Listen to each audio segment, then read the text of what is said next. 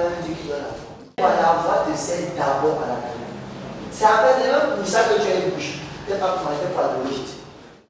Que tu ne connais pas un autre Dieu en dehors de Jésus. Est-ce que tu peux dire à Seigneur, tu es toi passé. Tu mérites mon adoration. Tu mérites ma loi.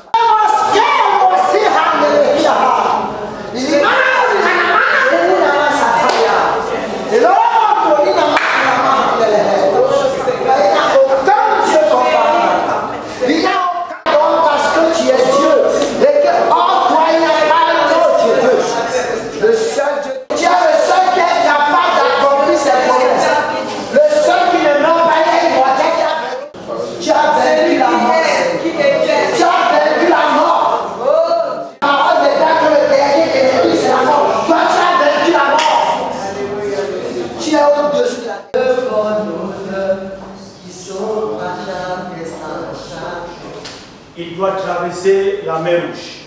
Il ne sait à quel scène se vouer. Mais Dieu lui dit, au milieu de ton peuple, tu as les sacrificateurs, ceux qui transportent l'arche, ceux qui transportent la présence de Dieu. Alors demandez donc de passer devant. Dès qu'ils vont poser les pieds sur l'eau, vous serez comme si sur une terre ferme. Je suis venu parler à quelqu'un ce soir. En tant que sacrificateur, tu n'es pas n'importe qui. C'est pas pour rien que la Bible dit que tout lieu vraiment la plante de tes pieds, tu possèdes le territoire. Amen. Et ce soir, je sais que tu es venu à la sacerdotat. Et sur le sacerdotat, tu verras du bien ce soir. Amen. Parce que celui dont le Seigneur nous a envoyé, ce n'est pas n'importe qui. C'est quelqu'un qui a été honte par Dieu. Et quand il parle, moi particulièrement, je l'admire. Et j'aime l'entendre parler. J'aime l'écouter parler. Parce que quand il parle, je vous assure, on n'a plus besoin des adjuvants. Je sais que jusqu'aujourd'hui, il y a toujours des descendants de Moïse. Mais, lui, quand il parle, on n'a pas besoin d'ajouter quoi que ce soit. Est-ce que ce soir, tu peux te lever pour recevoir l'homme de Dieu? La voiture, Seigneur.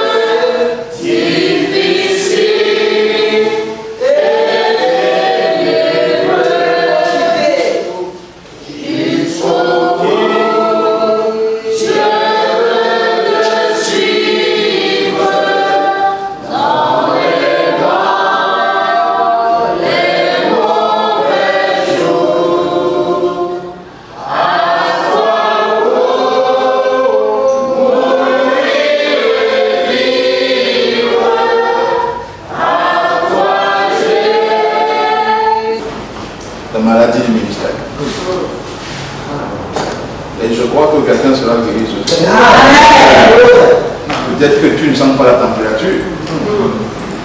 Tu as bien compris que ce n'est pas une maladie bactérienne. Ce n'est pas une maladie virale. Mais il s'agit de quelque chose, ou il s'agit des choses qui sont telles que si nous ne faisons pas attention, en tant que des serviteurs de Dieu, ça peut nous apporter de sérieux problèmes personnellement. Ça peut apporter des problèmes dans la vie des brebis du Seigneur qui nous ont été confiés, et ça va apporter des problèmes dans le ministère. l'Église peut fonctionner sans que le ministère ne fonctionne.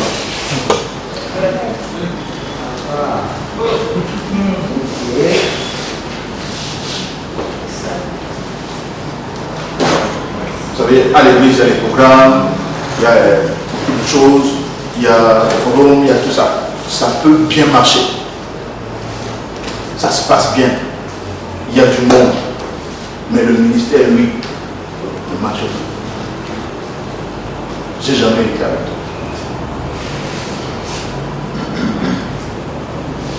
Parce que tu n'as pas ceci. Parce que tu faisais avec tes moyens à toi. Tu n'avais pas besoin de moi. Tu utilisais mon nom. Mais tu n'avais pas besoin de moi. Tu priais, mais ta prière n'est pas parce que tu as besoin de moi. Tu avais quelque chose.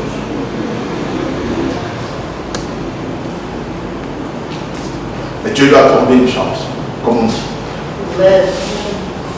Dieu lui a dit maintenant tu rentres et Dieu lui a donné le message qu'il devait prêcher.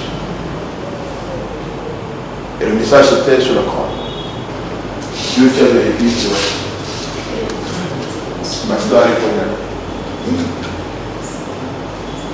Mais il y a une petite parenthèse dans son histoire. Quand il était avec Jésus, avant de rentrer, quand Dieu lui a montré toutes ces choses, Jésus lui a demandé, est-ce que tu veux maintenant partir pour travailler pour moi? Il a dit non. Il dit que le ciel est beau, mais et quand il regarde, il voit les âmes qui sont dans le tourment. Et parmi ces âmes, il y a les membres de son église.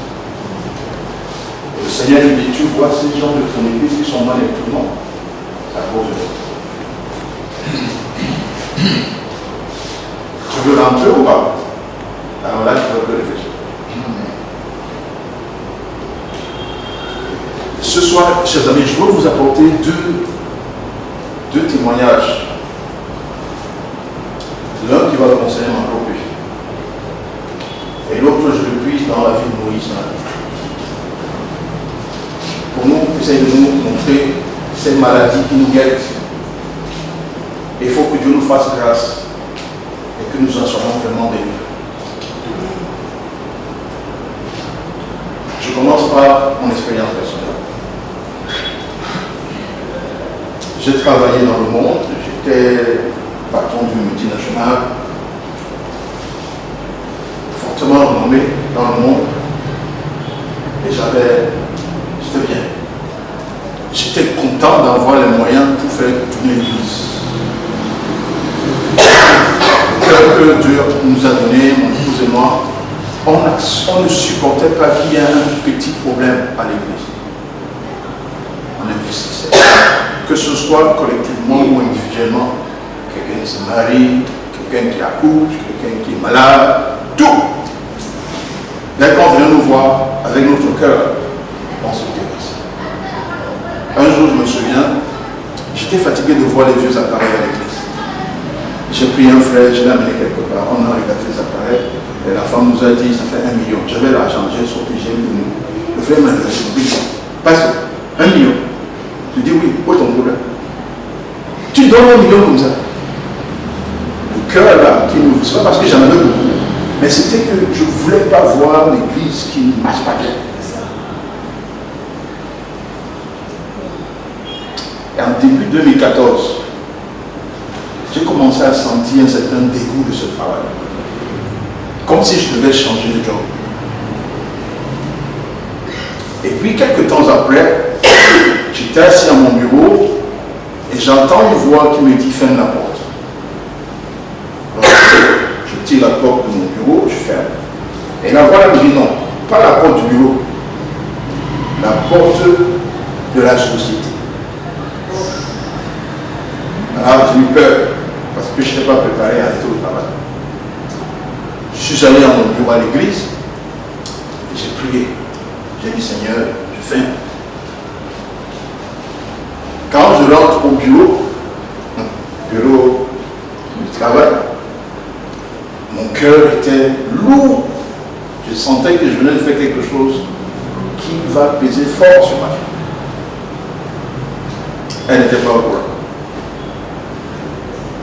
Je me suis assis sur ma chaise La chaise était déjà là, confortable. Dès que je me suis assis, elle s'est cassée. Et je me suis retrouvé assis par terre. Et là, j'ai compris que la